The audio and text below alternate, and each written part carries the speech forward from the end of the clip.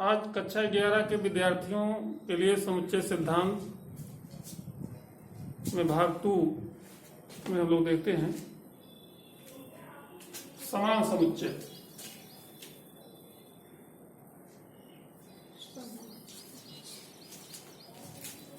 जिसको अंग्रेजी में इक्वल सेट बोलते हैं।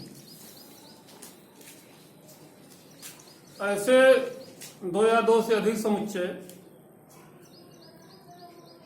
जिसमें पहले समुच्चय के प्रत्येक अवयव दूसरे समुच्चय के अवयव हों, ऐसे समुच्चय को समान समुच्चय कहते हैं। अवयवों का क्रम बदलने से कोई मान में अंतर नहीं होगा। जैसे यदि समुच्चय A बराबर 1 2 3 4 तथा समुच्चय B बराबर 3 2 1 4 ऐसा लिखा होगा।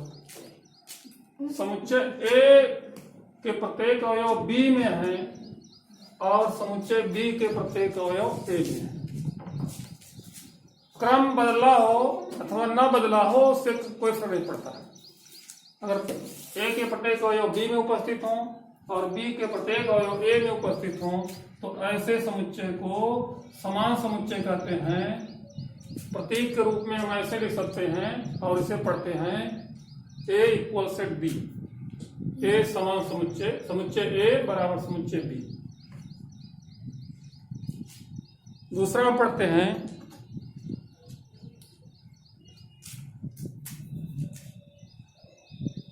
संयुक्त समुच्चय। संयुक्त समुच्चय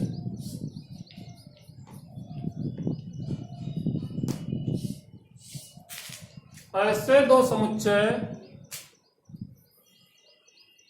जिसमें कुछ अवयव कॉमन हो। पहले समुच्चय का कुछ अवयव दूसरे समुच्चय में कॉमन हो तो ऐसे समुच्चय को संयुक्त समुच्चय या ज्वाइंट सेट बोलते हैं। जैसे समुच्चय A बराबर A B C D, समुच्चय B बराबर B C D E F। यहां देख रहे हैं समुच्चय A का दो अवयव समुच्चय B में भी उपस्थित है। यहाँ B C D और इसमें भी B C D कॉमन है तो ऐसे समुच्चय को हम जॉइंट सेट बोलते हैं। जैसे किनारे खींचेंगे हम तो ये है, इसका कुछ भाग कॉमन है। जैसे क्या है B C D यहाँ उपस्थित है। ऐसा भी हो सकता है कोई नहीं उपस्थित तो कॉमन नहीं होता, टी हो जाता। तो अगर ऐसी स्थिति है मीन्स एलिमेंट कॉमन है तो उसे हम लोग संयुक्त समुच्चय बोलेंगे। यदि कोई भी एलिमेंट कॉमन नहीं है तो उसे हम लोग असंयुक्त समुच्चय बोलेंगे। असंयुक्त समुच्चय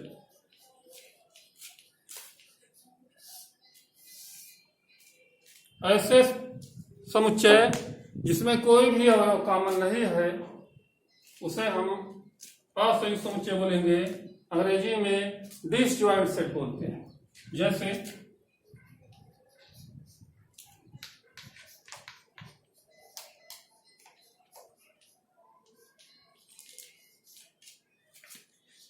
तथा B बराबर E F G H। यहाँ क्या है, यहाँ A B C D है और यहाँ E F G H है। कोई भी ऐसा नहीं है जो पहले का दूसरे में है अथवा दूसरे का पहले में है। तो इसकी ऐसी स्थिति है कोई भी एलिमेंट कॉमन नहीं है तो ऐसे को हम बोलते हैं डिसजॉइंट सेट।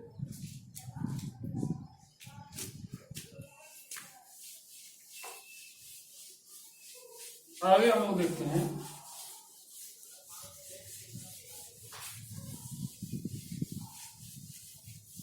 पूरक समुच्चय।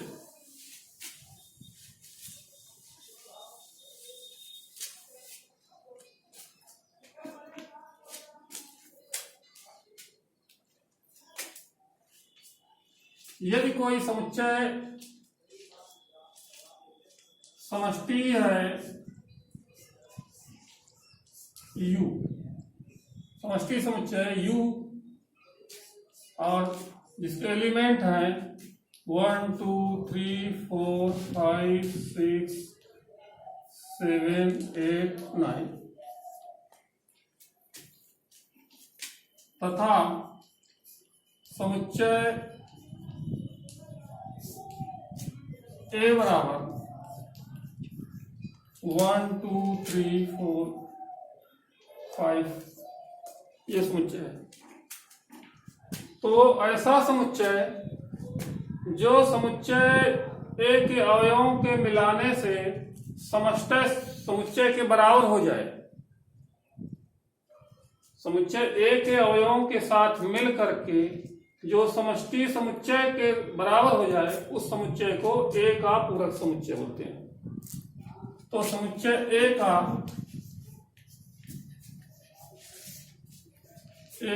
पूरक समुच्चय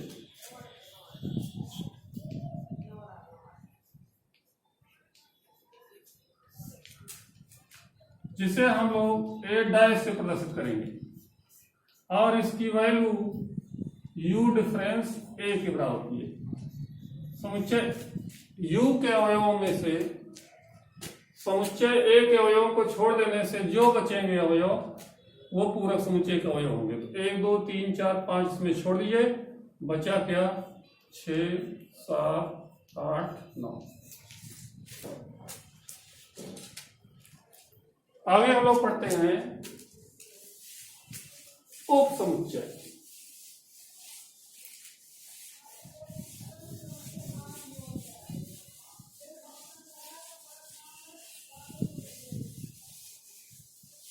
उप समुच्चय पढ़ने से पहले हमको नोट्स पढ़ते हैं।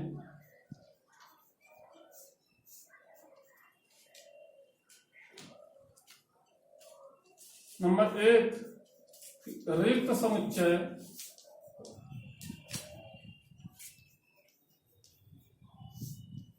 सभी समुच्चयों का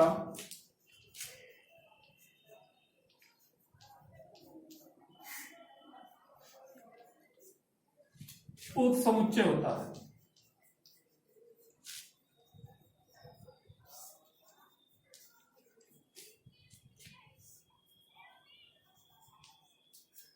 नंबर 2, प्रत्येक समुच्चय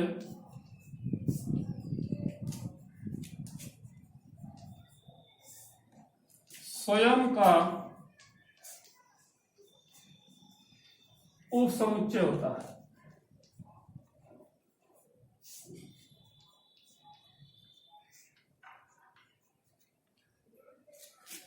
नंबर 3, किसी समुच्चय के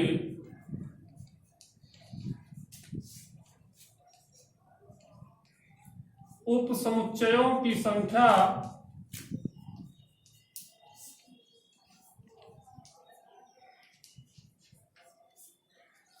टू पर पावर n होती है,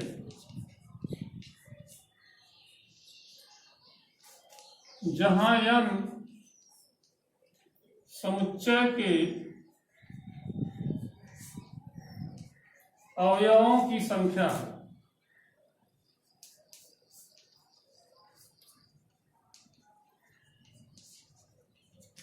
इस बात को आप ध्यान रखेंगे कि रिक्त समुच्चय सभी समुच्चयों का उप समुच्चय होता है।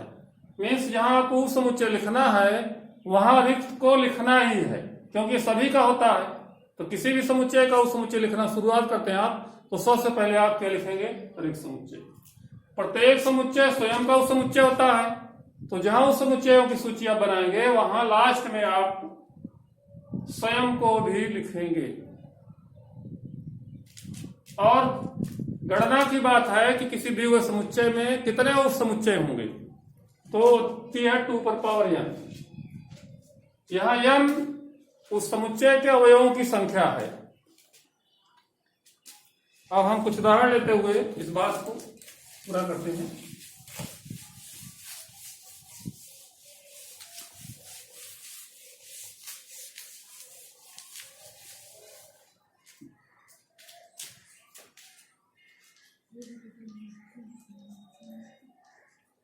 समुच्चय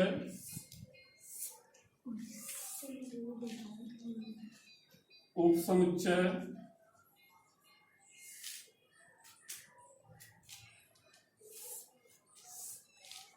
उप समुच्चयों की संख्या।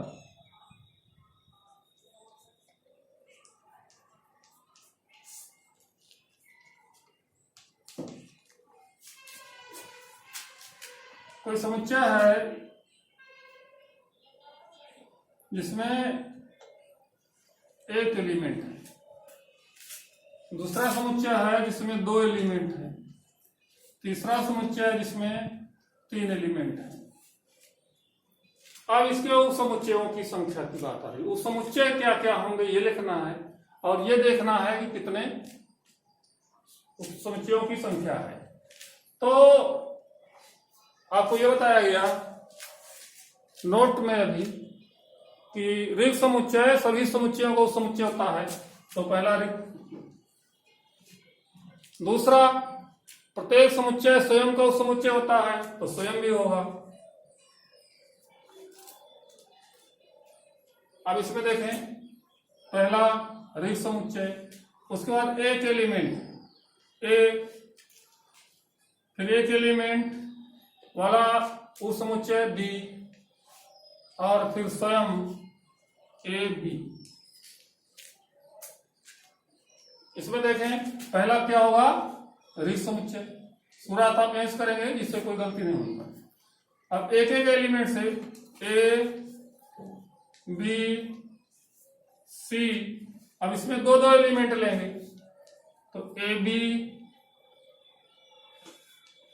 बी सी सी ए और लास्ट में स्वयं ए बी सी। अब रही बात संख्या की, तो यहां कितने एलिमेंट हैं, एक, तो 2 पर पावर n के सूत्र से 2 पर पावर 1 हो गया 2। यहां देखें दो समुच्चय है, यहां देखें दो एलिमेंट है, तो यहां पे 2 पर पावर 2 इक्वल टू 4। यहां देखें 1 2 3 4। यहां देखेंगे आप, यहाँ 3 एलिमेंट हैं, यहाँ पर जाएगा 2 पर पावर 3, तो यहाँ क्या हो जाएगा 8 हो जाएगा। यहाँ देखें काउंटिंग करें तो 1 2 3 4 5 6 7 8। इंपॉर्टेंट प्रश्न, कोई समुच्चय है स्वयं रिक्त समुच्चय है, अब इसके उस समुच्चयों की संख्या क्या होगी। तो यहाँ देख रहे हैं कोई एलिमेंट नहीं है, तो यहाँ आप 0 नहीं करेंगे, क्योंकि रिक्त समुच्चय स्वयं का तो समुच्चय होगा ही। रिक्त समुच्चय सबका समुच्चय होता है, तो इसका भी एक समुच्चय रिक्त समुच्चय होगा। यहाँ अवयवों की संख्या क्या है, 0 है, तो यहाँ क्या हो जाएगी 2 पर पावर 0। और किसी संख्या राशि पर घात 0 तो उसकी वैल्यू कितनी होती है, 1 होती है। तो इसका इस रिक्त समुच्चय के उस समुच्चयों की संख्या कितनी है, 1।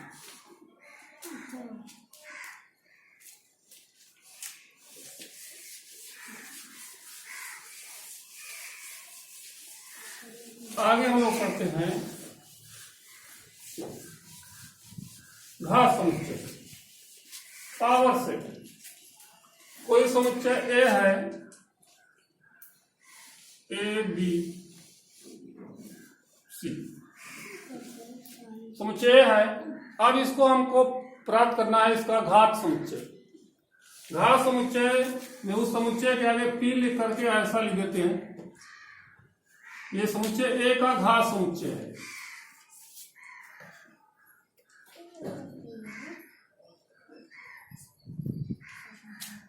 इसमें कुछ भी नहीं करना है, यहां समस्त उस समुच्चयों को लिख दीजिए और उसको एक समुच्चय बना दीजिए। पहले समुच्चय ए के समस्त उप समुच्चय लिखेंगे। अभी आपने देखा कि समुच्चय के उप समुच्चय को लिखते हम, तो पहला क्या होता है भाई, रिक्त समुच्चय शुरू करते हैं।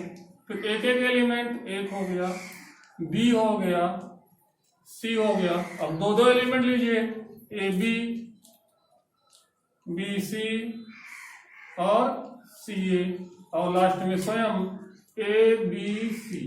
ये क्या हो गए, समस्त उप समुच्चय हो गए। इन समस्त उप समुच्चयों को एक समुच्चय बना दीजिए, मीन्स इसको महिला कोष्ठक में बंद कर दीजिए। यही आपका क्या हो गया, घात समुच्चय। घात समुच्चय में कोई प्रॉब्लम नहीं है, अगर आपने उप समुच्चय लिखना सीख लिया तो समस्त समुच्चयों के समुच्चय को घात समुच्चय कहते हैं।